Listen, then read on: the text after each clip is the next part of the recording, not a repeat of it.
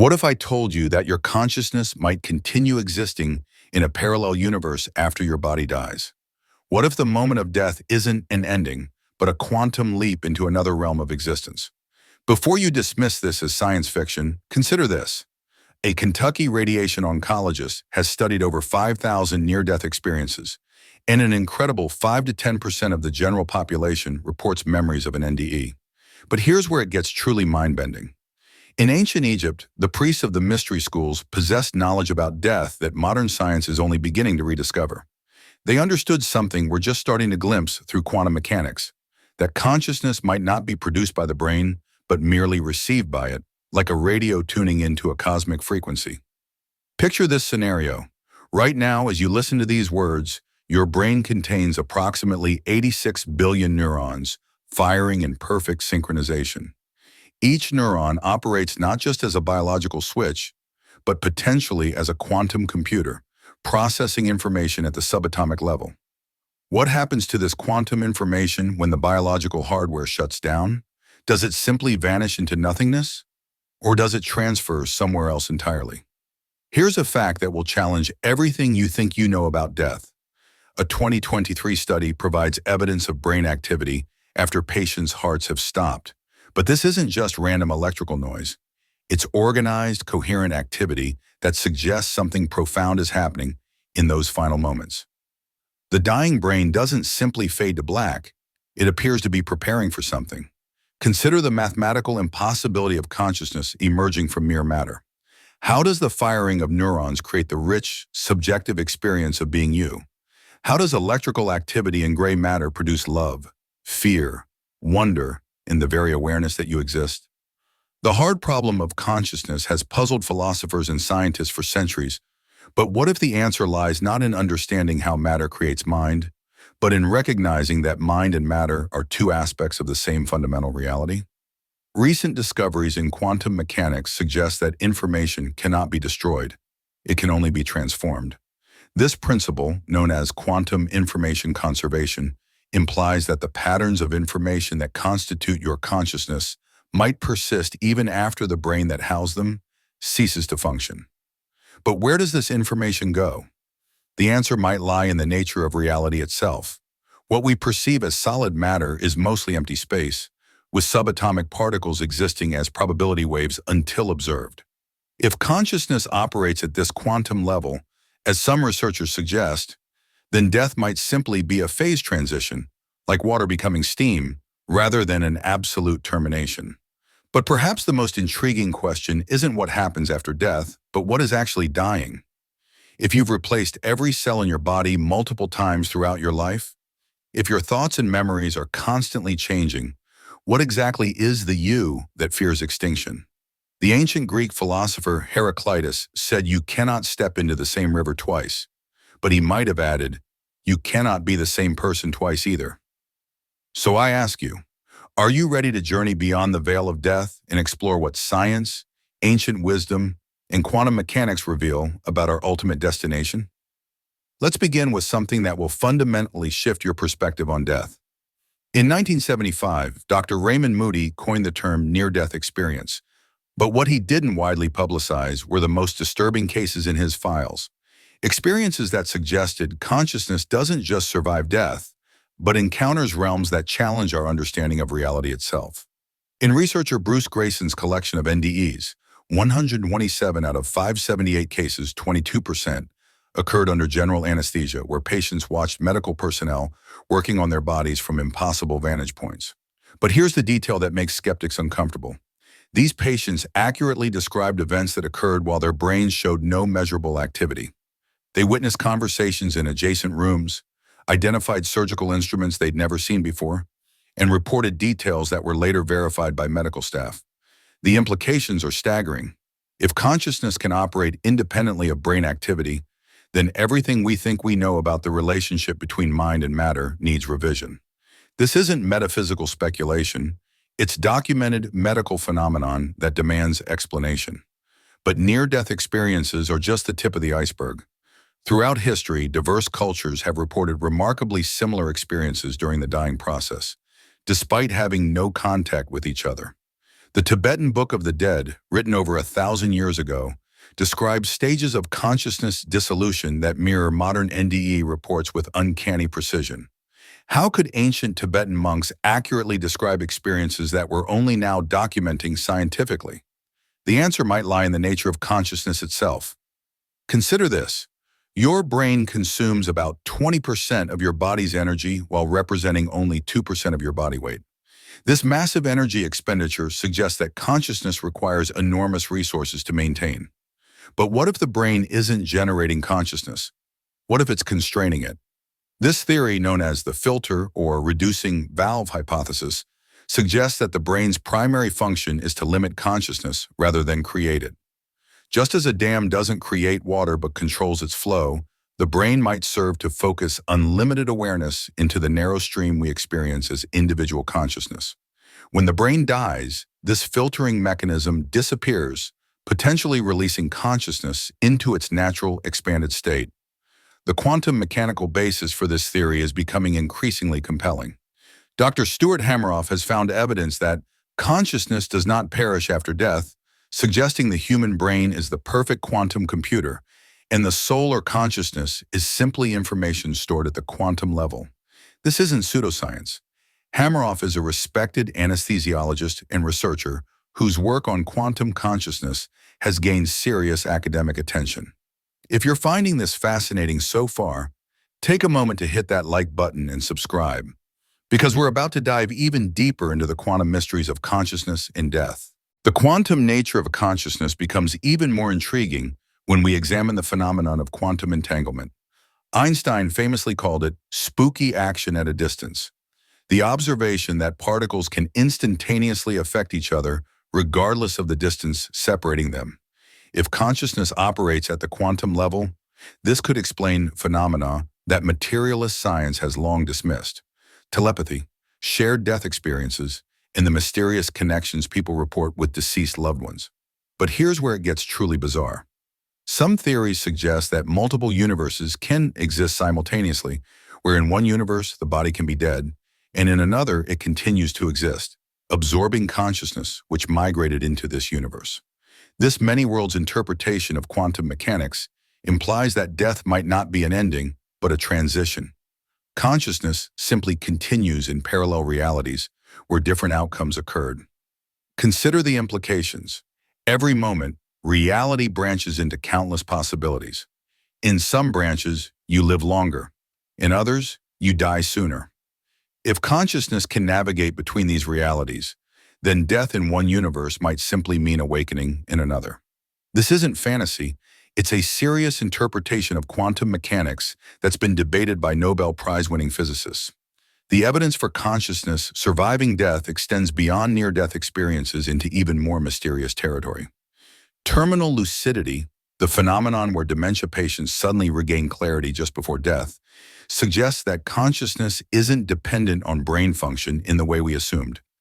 Patients who haven't recognized family members for years suddenly engage in coherent conversations, sharing memories thought lost forever.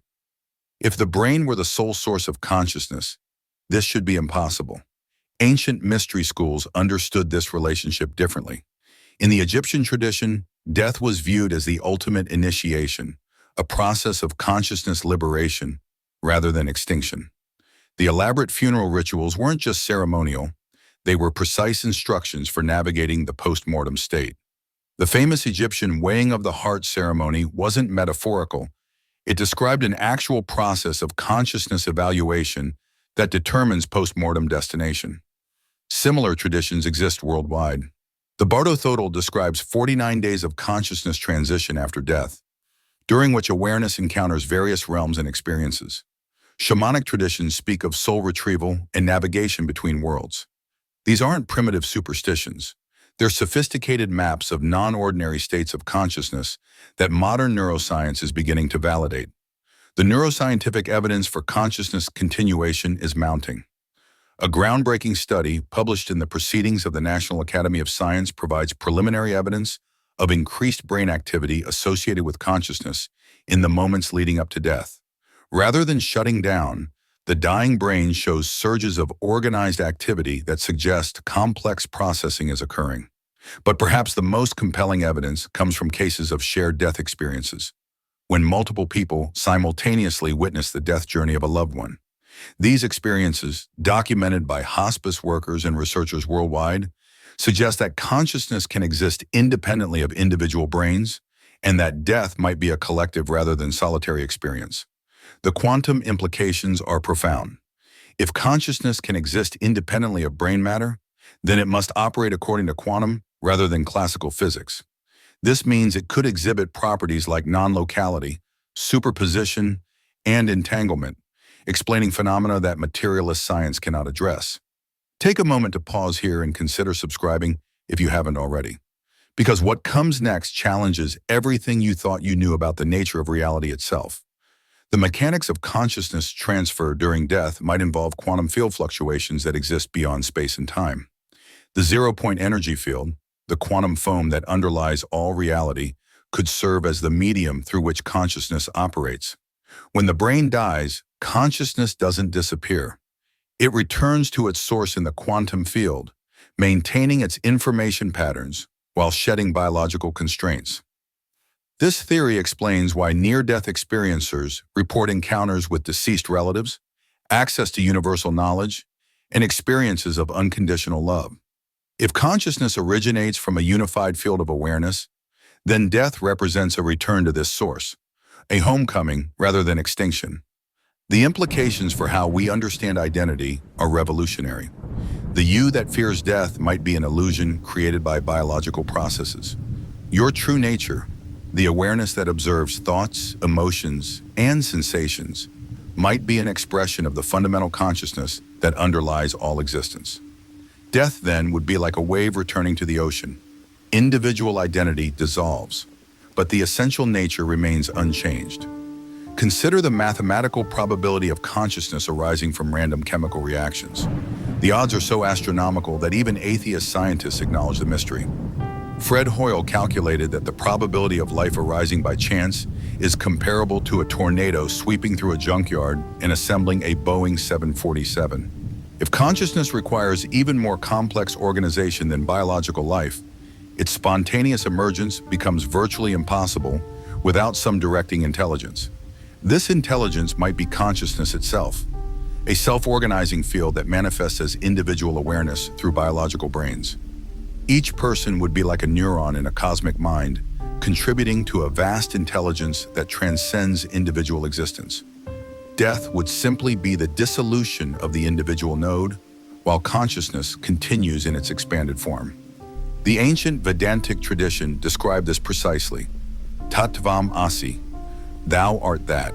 The individual self is identical to the universal self, separated only by the illusion of biological boundaries. Modern quantum mechanics suggests something remarkably similar. The observer and the observed are fundamentally one, separated only by the act of measurement.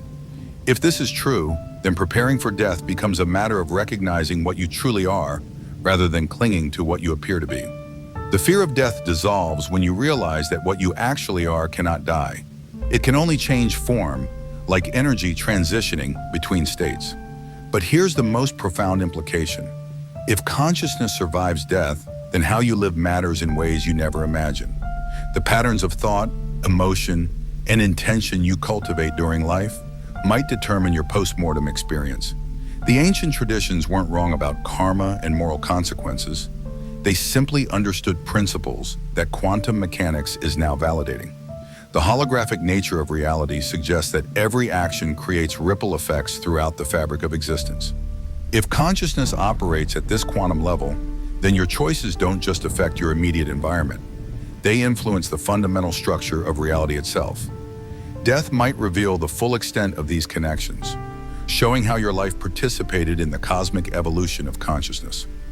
This brings us to perhaps the most important question. If consciousness survives death, what should you do with this knowledge?